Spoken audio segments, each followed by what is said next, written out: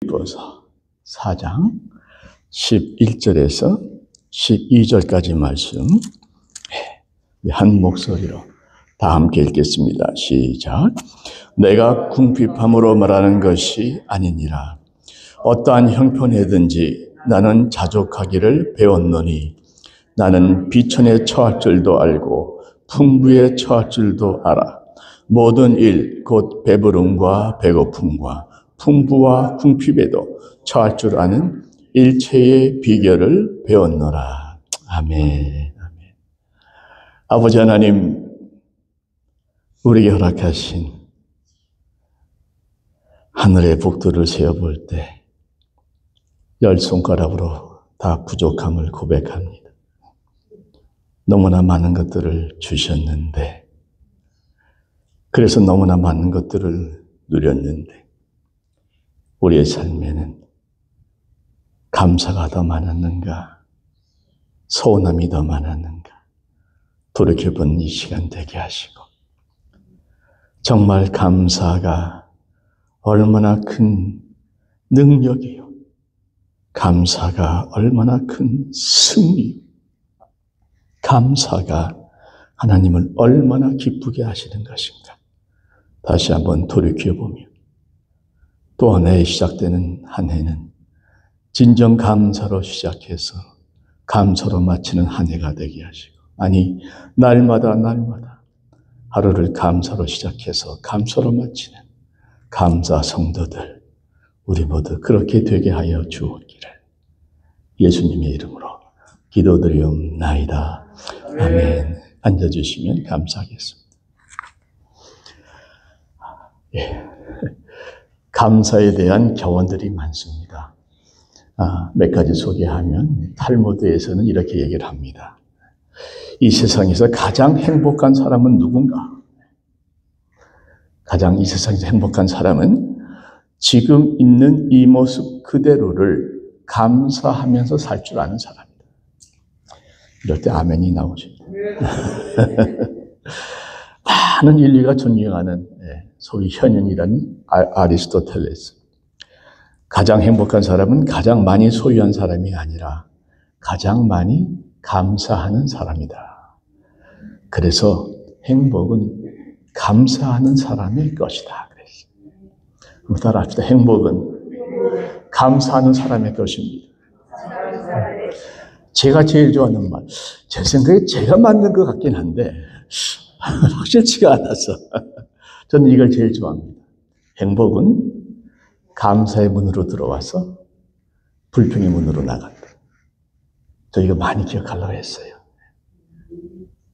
한번 해보시겠습니까? 행복은 감사의 문으로 들어와서 불평의 문으로 나간다. 네, 불평의 문은 닫으시고 감사의 문은 활짝 여시기를 바랍니다. 네. 여러분, 신방을 가보면 이 벽들에 붙어있는 액자들이 많이 있지 않습니까? 제 기억에 제일 많이 붙어있는 액자는 뭐니 해도 항상 기뻐하라, 쉬지 말고 기도하라, 범사에 웬만한 집에 다 붙어있어요. 그걸 볼 때마다 참 좋은 구절이죠. 너무 좋죠. 그 범사에 감사하라는 말씀은 초신자들도 다 암송하는 잘 알려진 말씀이고 다들 좋아하는 말씀인데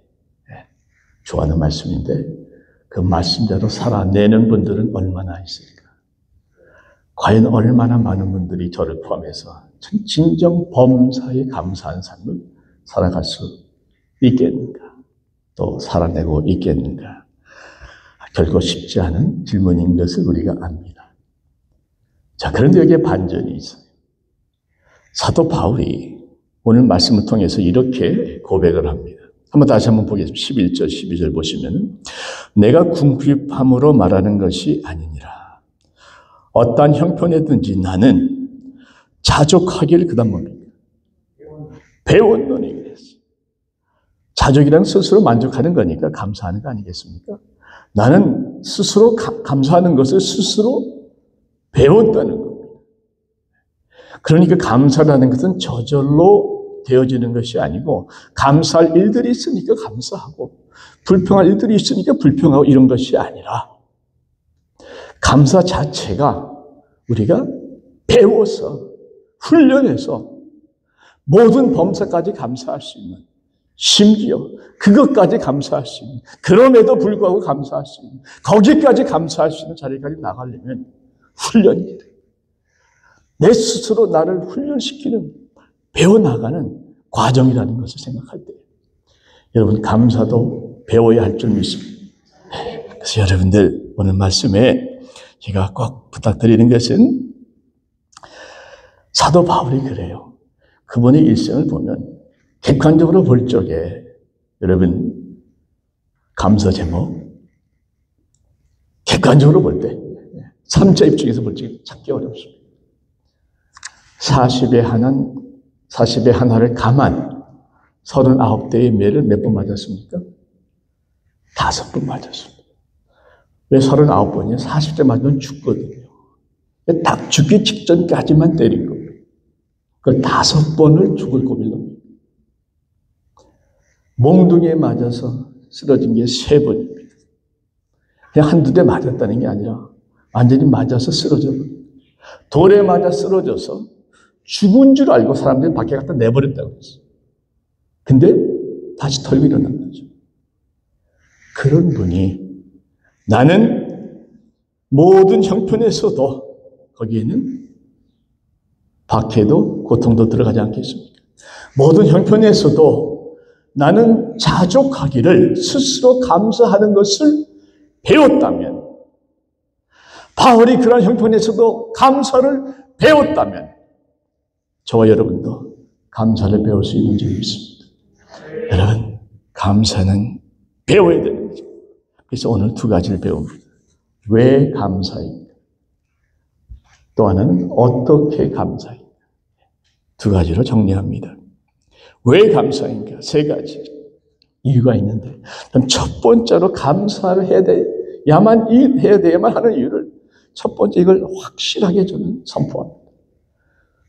우리 주님은 감사할 때마다 영광을 받으십니다. 여러분, 누가복음 17장에 보면은 10명의 나병 환자가 나오죠. 잘 아시는 말씀입니다만 10명이 주님으로부터 완벽한 치유를 받았습니다. 그런데 그 중에 한 사람만이, 그것도 이방인 사마리아인만이 돌아와서 주님 앞에 감사를 드립니다.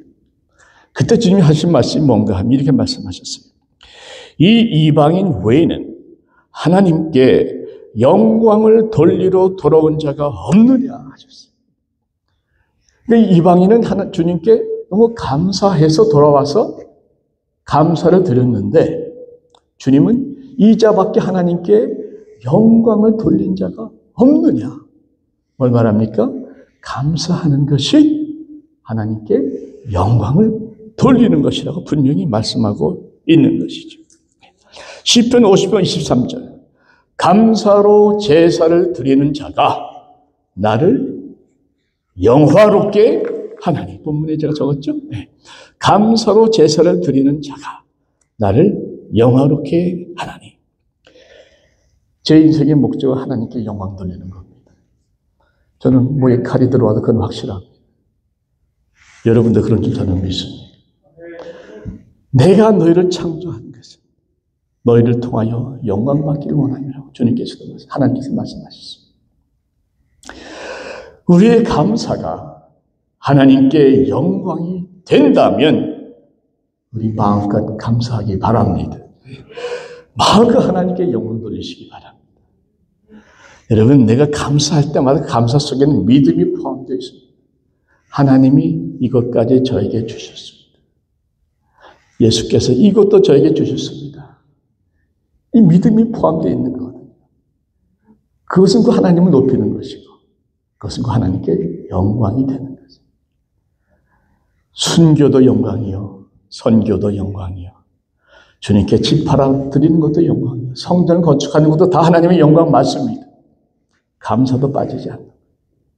여러분, 우리 입술에 감사가 떨어지지 않으면 우리는 늘 하나님께 영광 돌리는 삶은 기도로만 하는 것이 아니라 그랬으면 좋겠다 하는 희망의 사항이 아니라 그렇게 감사의 삶을 사는 것은 하나님께 영광을 돌리는 삶이 되는 줄로 믿으면서 그렇다면 왜 감사하지 않겠습니까? 할렐루야. 두 번째, 감사할 때마다 우리는 주님을 다시 바라봅니다. 히브리서 이런 말씀이 있죠.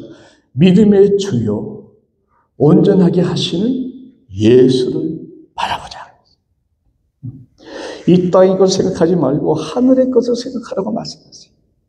제 소원 중에 하나는 늘 주님과 교통하는 것입니다. 주님과 늘 동행한다. 얼마나 우리 기도 많이 합니까? 주님과 동행하게 하소서. 주님과 동행하게 하소서. 그런데 세상의 일이 바쁘다 보니까 뭐 이 사람 만나고 저 사람 만나고 저 일 하다 보면 자꾸 잊어버려요. 그 생각에 말려 들어간단 말이에요. 그런데 뭘 볼 때마다 주님 감사합니다 하는 순간에 우리 마음은 주님께로 다시 돌아가는 줄 믿습니다. 얼마나 좀 실질적인 내용이 되겠습니까? 주님 감사합니다 할 때마다 우리 뭘 고백합니까? 모든 것이 주께로부터 왔사오니 모든 것이 주께로 돌아가나이다 하는 것을 고백합니다. 실제로 그렇습니다.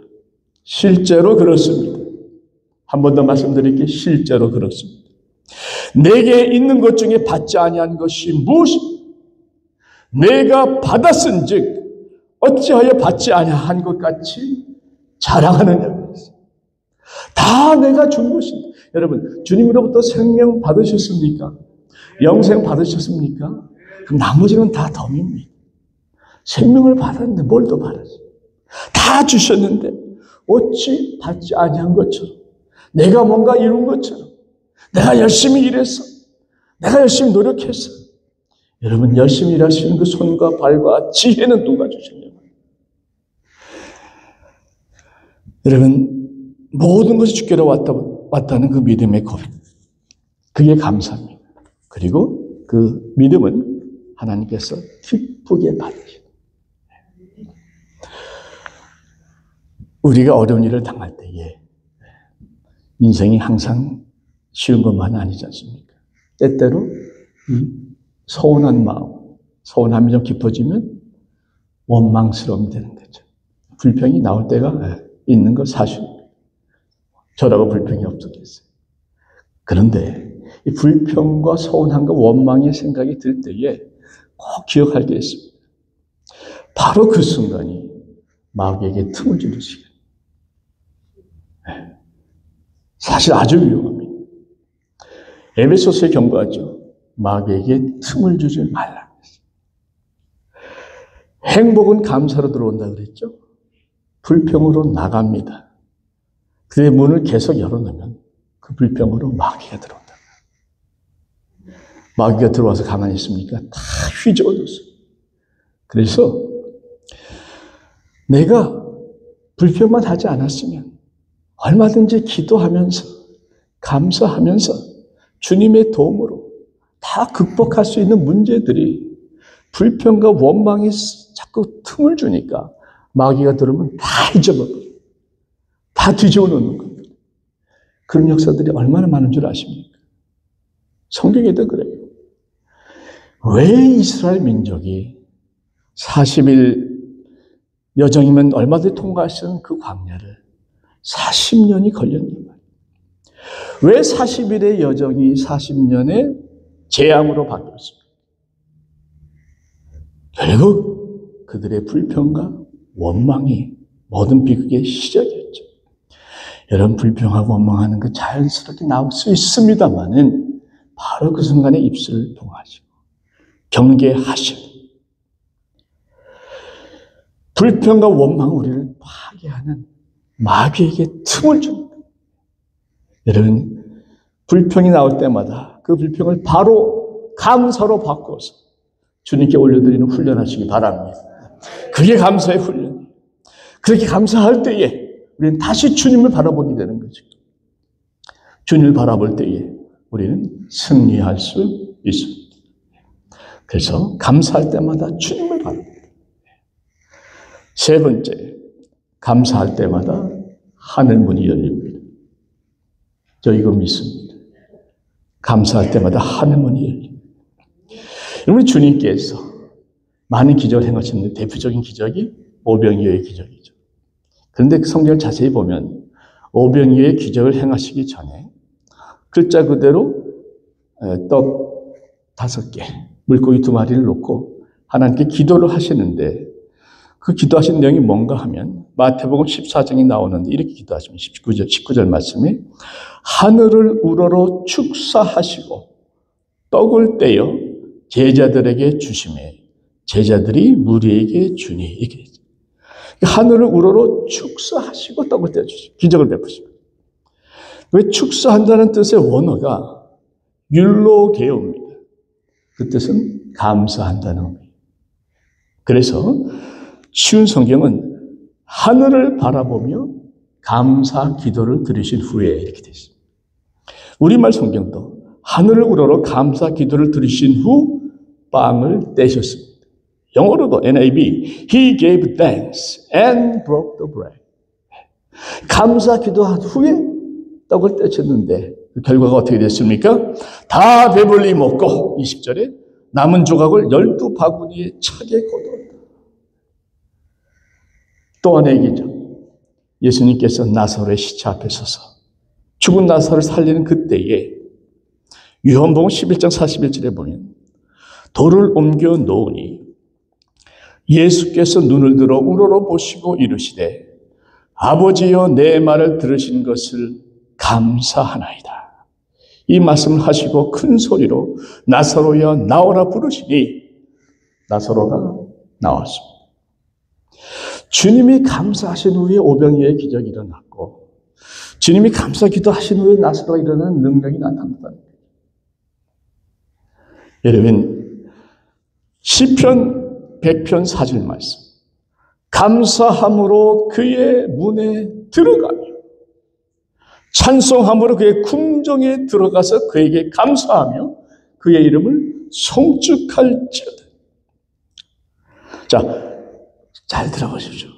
감사함으로 그의 문에 들어갔다고 그랬죠. 그것은 감사함으로 인해서 하늘의 문으로 들어간 겁니다. 곧 감사가 하늘의 문을 여는 열쇠가 됐다는 거죠. 찬송도 마찬가지. 감사와 찬송은 하늘의 문을 열쇠예요.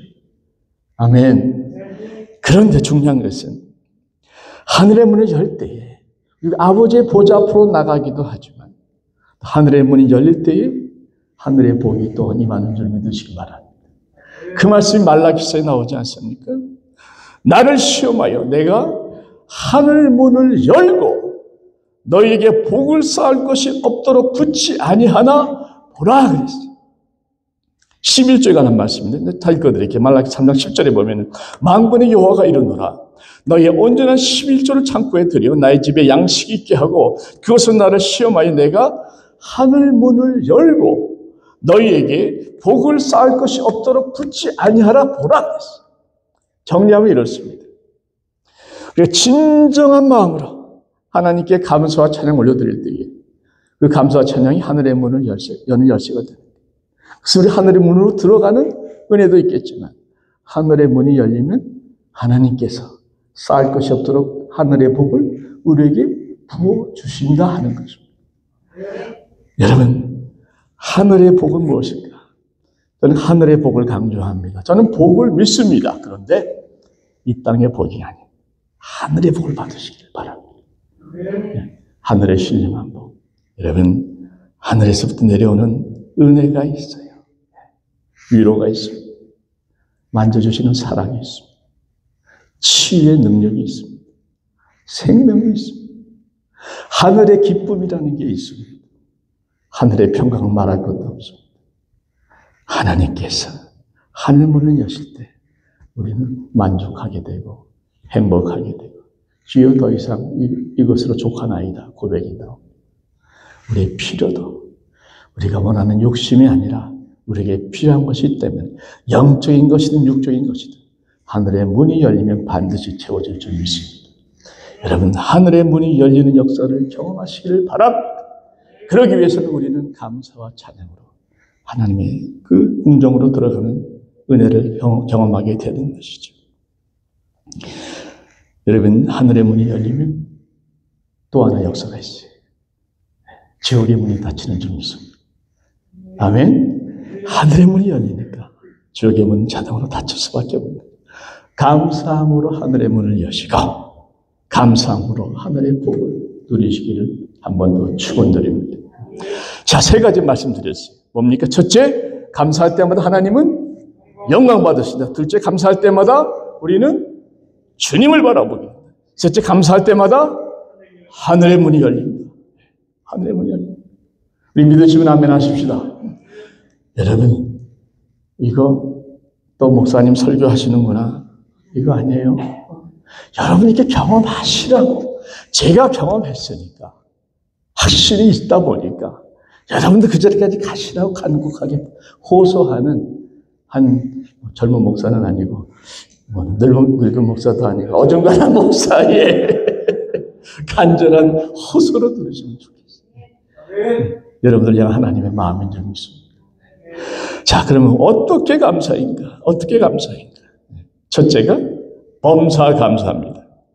잘 아시는 대로 범사에 감사라는 말씀은 가장 잘 알고 있는 말씀이고 동시에 가장 잘 지켜지지 않는 말씀 중에 하나죠. 뭐 특별한 것도 없는데 특별히 감사할 것들도 없는데 뭐 그렇게 항상 감사하라고 말씀하시는가. 감사할 게 있어야 누구한테 감사할 게 있어야 감사하지. 아직 덜 살아봐서 그래요. 아직 철이 덜 들은 거예요. 여러분 잘 기억합시다. 아무 일도 일어나지 않았기 때문에 감사하는 겁니다.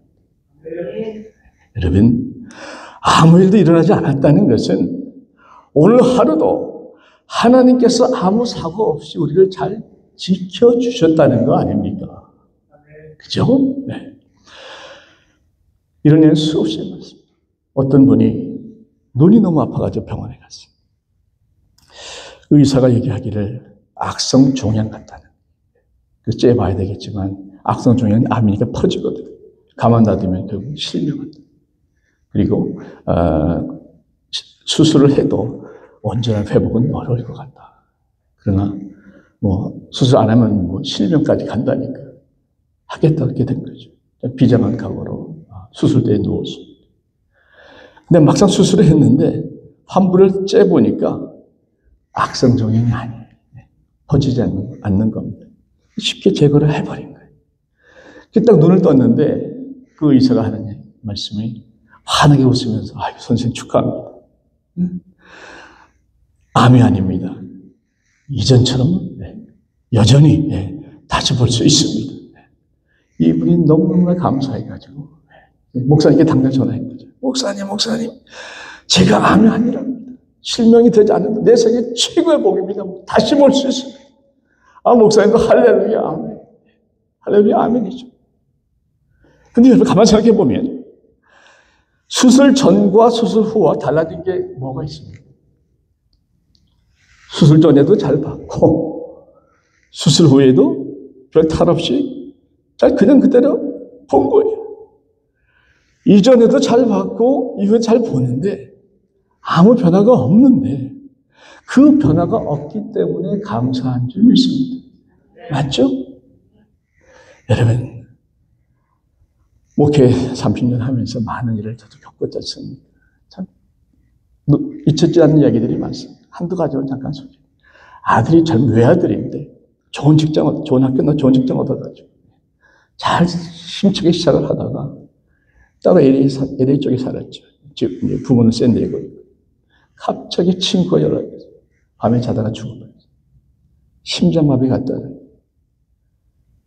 그런 청천벽력이 어디 있습니까?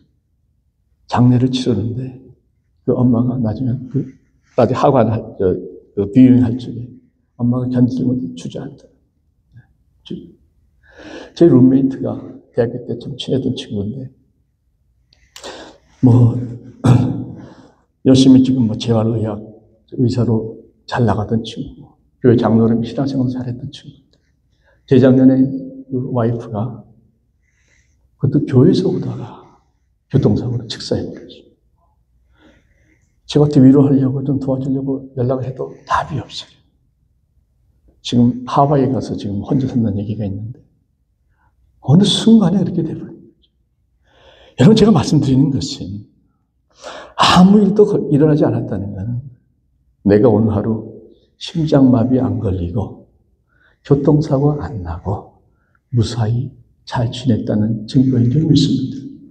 하나님께서 돌봐주셨다는 은혜 아니겠습니까? 그래서 우리는 평범한 하루, 익숙한 하루에 감사할 줄 알아야 돼요.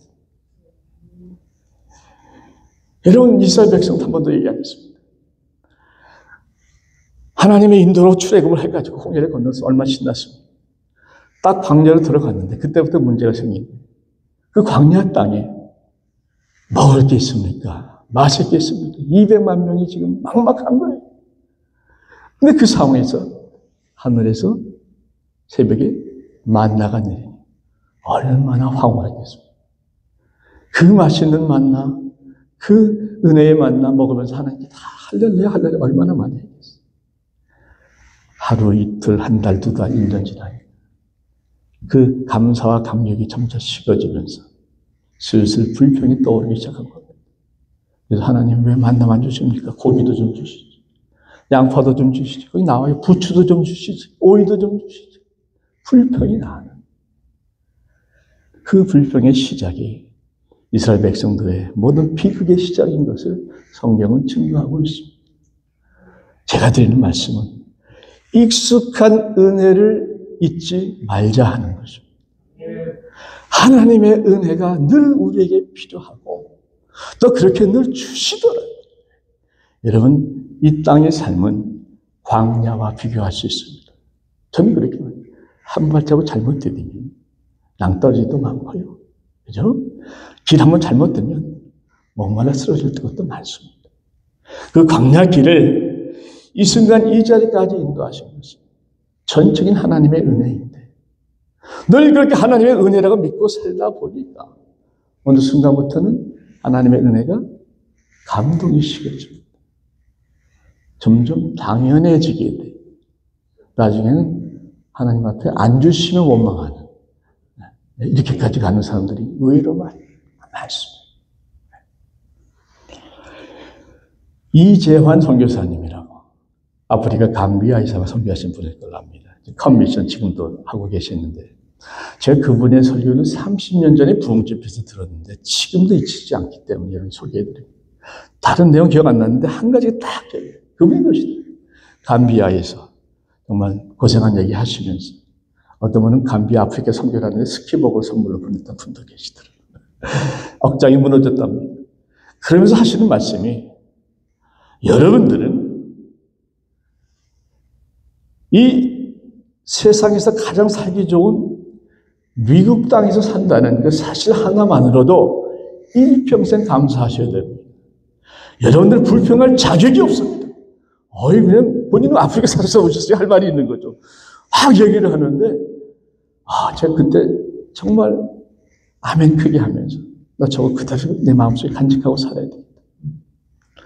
여러분, 미국 땅에서 가장 또 기가 막힌 온천이 있는 만병통치까지는 아니지만 모든 관절과 류마티스와 대행성 질환에 최고로 좋은 온천까지 있는 이 베닝 지역에 사시는 여러분들은 이재환 선교사님 말씀에 의하면 불평할 자격이 없는 사람.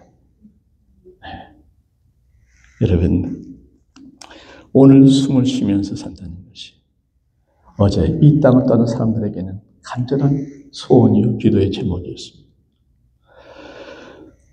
감사의 눈을 열고 보면 모든 게 감사가 보이기 시작합니다. 눈 뜬 것도 감사죠. 어느 시인이 그런 시를 썼어요. 눈이 띄어진다. 감사하다. 발가락이 움직인다. 감사하다. 손가락이 움직인다. 감사하다. 여러분, 우리 나이는 어느 순간 자다가 가도 별로 이상하지 않을 나이입니다. 어젯밤에 잠을 잤는데 오늘 아침 건강한 모습으로 일어났다? 부활이에요, 부활. 죽었다가 살아난 거예요, 매일매일. 여러분, 어찌 감사하지 않을 수 있겠습니까? 식당 가서 좀 몸매 예쁘고 얼굴 반질한 웨이트스한테는 그저 고맙다고 땡큐 베리 마치, 땡큐 베리 마치 그러면서 30년 동안 밥 차려준 아내에 대해서는 얼마나 땡큐 해보셨어요? 한 장만 빼고. 얼마나 많이 감사해 보셨어요? 여러분, 코로나 이전까지만 해도 주일날 모여서 예배하고 친교하고 당연했죠. 근데 코로나가 딱 터지니까 이 주일날 모여서 예배하는 자체도 만나 친교하는 건 이것도 당연한 게 아니더라고요. 그 3년 동안 여러분 혼나셨잖아요. 저희도 줌으로 많이 예배드렸어요. 여러분, 따지고 보면 당연한 건 하나도 없는 겁니다. 그래서 하루하루가 하나님께서 주신 선물, 그래서 프레젠트입니다. 현재가 프레젠트죠? 선물도 프레젠트예요. 지금 현재는 하나님 주신 프레젠트, 선물로 받아들인다면, 하루하루 우리가 매일 부활하는 것으로 믿는다면, 오늘의 하루가 내 인생의 첫날인 것처럼 이렇게 감사하며 즐기며 사시기를 축복합니다. 그래서 여러분, 제가 노트에 적었죠? 기적은 특별한 게 아니라 아무 일 없이 하루를 보내면 그것이 기적이다. 아멘. 네. 자, 같이 한번 읽겠습니다. 행운도 시작.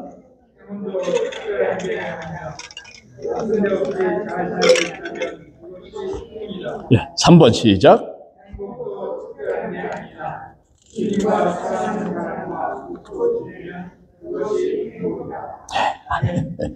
뭔가 삐까번쩍해야 감사 제목이 아닙니다. 평범한 속에 하나님의 숨겨져 있는 은혜를 찾아내는 것이 감사와 행복의 비결인 줄 믿습니다. 범사 감사죠. 두 번째는 그럼에도 감사. 그럼에도 감사. 때로는 그것까지 감사. 이런 분들이 그렇게 표현도 해요. 그것까지 감사. 그럴수록 감사. 여러분, 다니엘 기억하시죠? 다니엘을 시기했던 바벨론의 많은 고관들이 왕에게 건의를 합니다. 왕을 위한 게 아니고 다니엘을 죽이기 위한 거죠. 왕이시. 앞으로 30일 동안 왕 외에 어떤 신에게든지 또는 사람에게든지 무엇을 구하면, 기도하면 당장 사자의 굴에 던져 넣읍시다.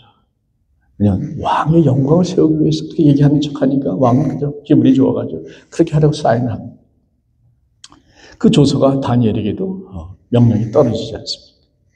자, 그때에 다니엘이 한 행동을 보면 다니엘서 6장 10절에 이렇게 적혀 있습니다.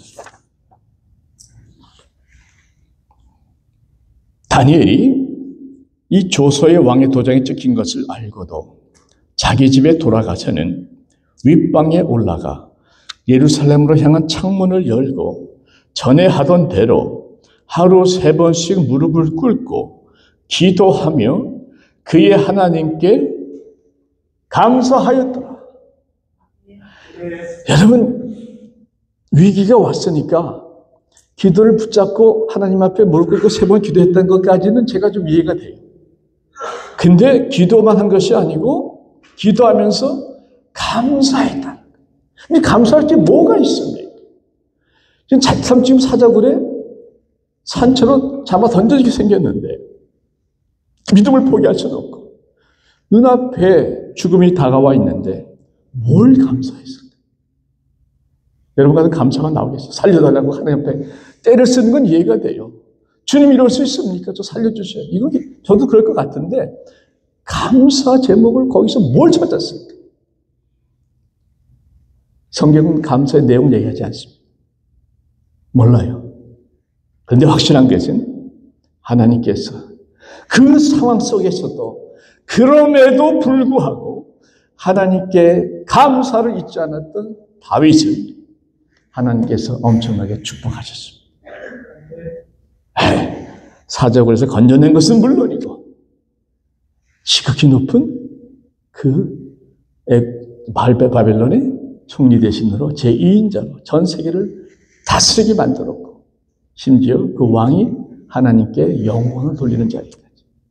그 원수들은 다 사자굴의 밥이 되었고 이 놀라운 축복을 하나님께서 이루어졌다는 거죠. 여러분, 하나님은 그럼에도 감사하는 자를 특별히 기억하시고 놀랍게 축복하신다는 데 믿으시면 아멘 하십시다. 여러분, 그럼에도 감사. 우리도 할 수 있습니다. 모든 걸 잃어버려도 저와 여러분, 우리들에게는 감사할 이유가 분명히 있어요. 우리에게는 예수가 있습니다. 샌디고 목회 시절에 한 장로님이 차가 대형 사고가 났어요. 철도길을 넘어가다가 어떻게 사고가 나셨다는데 본인도 기억을 너무 충격하고 기억을 잘 못하면 큰 사고였어요. 완전히 차가 박살이 났어요. 병원에 입원해서 찾아봤는데 놀라운 건 이분이 며칠 만에 퇴원하셨어요. 몸은 멀쩡하시고 점검만 하고 큰 이상 없다고 퇴원하셨어요. 모든 분들이 그분한테 가서 이렇게 얘기해, 저를 포함해서 장로님 너무너무 감사해요. 너무너무 다행이네요. 거기 간 사람들 중에서 단 한 사람도 어떻게 자동차가 그렇게 사고가 나서 못 쓰게 됐습니까? 불평한 사람 없어요. 자동차가 문제냐 말이면 사람이 살아났는데 생명이 살아나니까 자동차 망가진가 그거 보험 처리하고 바꾸면 되는 거 아닙니까? 이렇게 나가는 거죠. 여러분, 제가 드리고 싶은 말씀은 우리 인생도 똑같아요. 우리 인생을 살다 보면 쉽지 않을 때가 있습니다. 자동차 사고 날 때 있습니다. 어려울 때 있습니다. 그런데 그럼에도 불구하고 우리가 천유동치 않고 늘 감사의 마음을 가질 수 있는 것은 우리에게는 영원한 생명이 있기 때문에 그렇습니다. 생명을 살려주셨으니 자동차 좀 망가져도 이런 일 저런 일 좀 일어나도 나에게는 영원한 생명이 있으니 난 이것만 해도 내 안에 영원한 생명을 주신 예수께서 충만히 거하신다면 그거 하나만으로도 나는 얼마든지 감사할 수 있습니다. 다 가져가셔도 감사할 수 있다고 저는 믿어요. 제 베들교회 이전에 교회 표 중에 하나가 7개를 정했는데 그 중에 하나가 뭔가 하면 첫째는 예수님이 주인되는, 예수님만 주인되는 교회. 한 가지가 뭐냐면 남은 것을 감사하는 교회. 하나님이 가져가실 때가 있지 않습니까? 어떤 이유인지 몰라요. 가져가실 때가 있어요. 그러나 그때 하나님 왜 가져가십니까? 불평하는 것이 아니라 그래도 아직 남아 있는 것을 하나님 감사합니다. 저는 그렇게 살라고 마음먹고 우리 성도들이 그렇게 가르쳤습니다.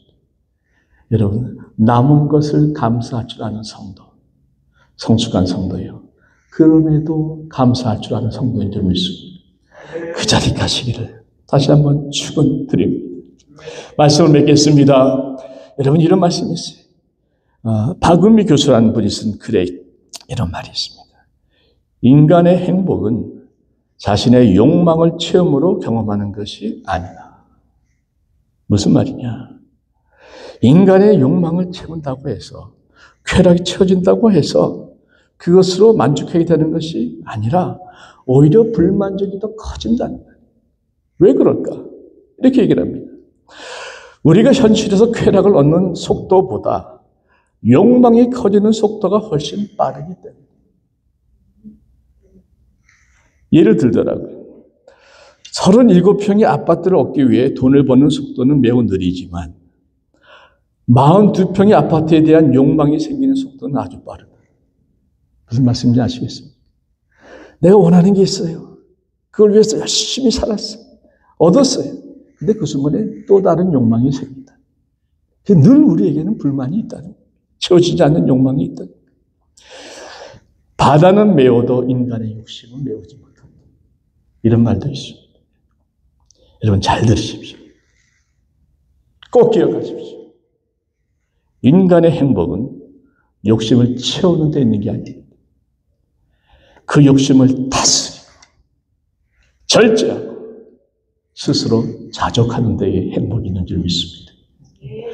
모든 것이 주님께로부터 왔고 모든 것이 주님께로 돌아가는 것을 믿을 때에 우리는 바울처럼 있는 그 자리에서 감사의 제목을 찾을 수 있고 경험할 수 있고 그리고 자족을 배울 수 있고 그리함으로 말미암아 감사로 들어온 행복이 또 우리 안에 충만히 거하는 나머지 여생이 될 줄로 믿고 그렇게 사시기를 그렇게 나머지 여정 살아가시기를 주님의 이름으로 축원드립니다.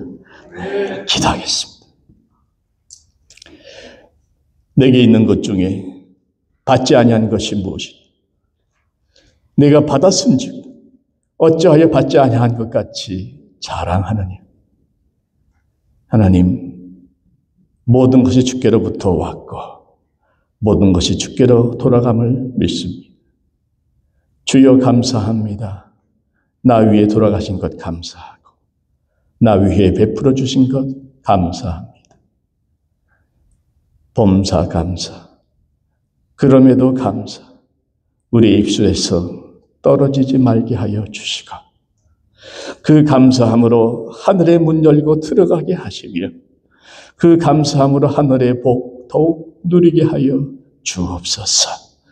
감사하는 자에게 더 풍성한 감사를 허락하시는 우리 구주 예수님의 이름으로 감사하며 기도하옵나이다. 아멘.